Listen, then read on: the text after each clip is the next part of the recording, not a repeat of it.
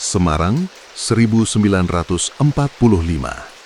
Di balik kemegahan arsitektur bangunan Lawang Sewu, tersimpan kisah yang tidak pernah tertulis dalam brosur wisata. Sebuah bangunan yang dirancang untuk kenyamanan, justru berubah menjadi alat untuk mencabut nyawa.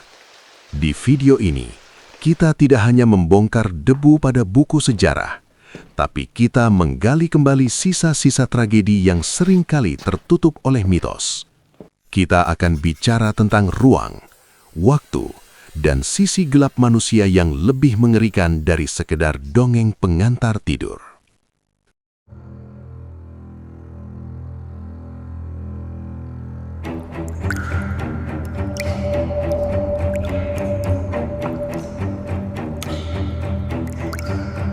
Secara teknis, apa yang sering disebut masyarakat sebagai penjara bawah tanah Lawang Sewu aslinya adalah sistem drainase dan reservoir air.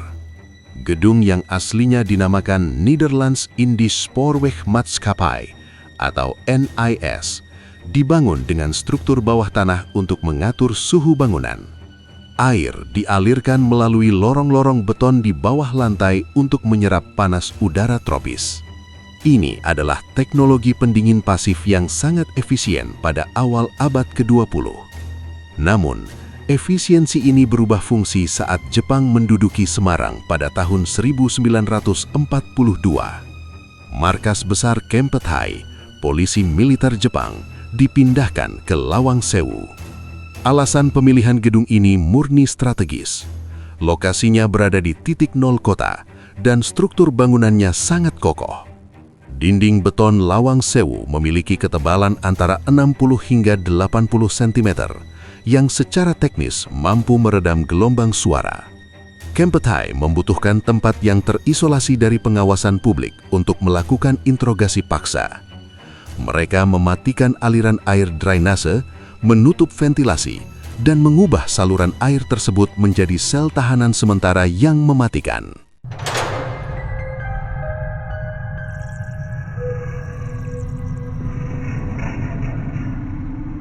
Ada dua tipe sel yang digunakan oleh Kempeitai di bawah tanah bangunan Lawang Sewu, yaitu sel jongkok dan sel berdiri.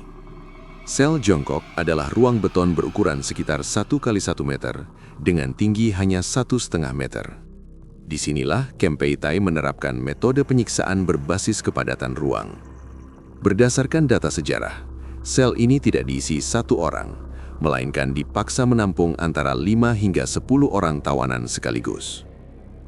Dalam kondisi ini, hukum biologi bekerja melawan tawanan. Ruang 1 meter persegi untuk 10 orang berarti tidak ada ruang untuk berdiri atau sekedar meluruskan kaki. Tawanan dipaksa dalam posisi jongkok statis dalam waktu lama. Secara medis, posisi ini menyebabkan penumpukan asam laktat yang ekstrim dan menghambat aliran darah vena kembali ke jantung. Kematian di sel ini terjadi karena akumulasi gas karbon dioksida. Karena ventilasi disumbat, konsentrasi oksigen turun di bawah 15%, menyebabkan hipoksia berat. Tawanan mengalami gagal napas dan pembengkakan otak, edema cerebral, sebelum akhirnya tewas. Kempeitai tidak perlu melakukan kontak fisik. Mereka cukup mengunci pintu besi dan membiarkan kondisi lingkungan menghancurkan tubuh tawanan. Selain sel jongkok, ada juga sel berdiri, yaitu tipe kedua dari modifikasi saluran air Lawang Sewu. Ruangan sempit ini diisi air hingga setinggi leher orang dewasa. Ini adalah teknik interogasi yang memanfaatkan elemen suhu dan tekanan psikis. Air tanah di bawah bangunan Lawang Sewu memiliki suhu konstan yang rendah karena tidak terpapar sinar matahari. Tawanan dipaksa berdiri di dalam air tersebut selama berhari-hari. Secara teknis, ini memicu hipotermia tahap 2, di mana suhu inti tubuh turun di bawah 32 derajat Celcius. Gejalanya meliputi kekakuan otot, hilangnya kesadaran secara periodik, dan gagal jantung. Selain suhu, Kempeitai menggunakan metode sleep deprivation. Karena air setinggi leher, tawanan tidak bisa duduk atau tidur. Begitu mereka kehilangan kesadaran karena kantuk, kepala akan jatuh ke air, memicu refleks tersedak yang sangat menyakitkan. Proses ini menghancurkan daya tahan mental tawanan hingga mereka bersedia memberikan informasi atau tewas karena kelelahan jantung.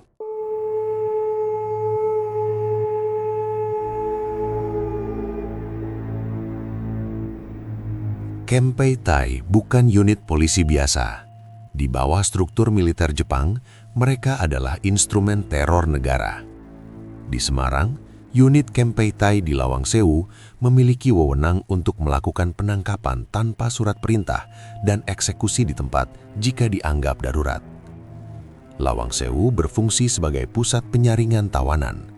Mereka yang dianggap berbahaya, seperti anggota perlawanan bawah tanah atau intelijen sekutu, akan diproses di ruang bawah tanah ini. Keberadaan markas ini di tengah kota bertujuan untuk menciptakan efek psikologis pada masyarakat. Siapapun yang masuk ke Lawang Sewu tidak akan pernah keluar dalam keadaan utuh.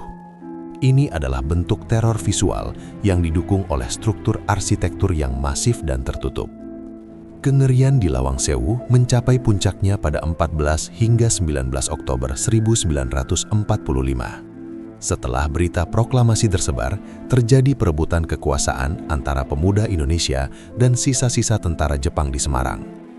Kelompok Angkatan Muda Kereta Api atau AMKA menyerbu Lawang Sewu untuk mengambil alih dokumen dan aset kereta api. Pertempuran terjadi di koridor-koridor gedung. Namun posisi Jepang yang berada di atas angin secara persenjataan membuat banyak pejuang Indonesia tertangkap. Para pejuang ini diseret ke bawah tanah, tepat ke lokasi reservoir air tersebut. Di sana terjadi eksekusi massal. Data sejarah dari otopsi jasad yang ditemukan pasca perang menunjukkan bahwa metode eksekusi utama yang digunakan adalah dekapitasi, pemenggalan menggunakan katana. Jasad-jasad ini kemudian didorong ke saluran pembuangan air yang terhubung langsung ke sungai kecil di depan gedung. Ini kemudian mengalirkan bukti kejahatan perang tersebut menuju laut, membuat identifikasi jumlah korban menjadi mustahil dilakukan secara akurat.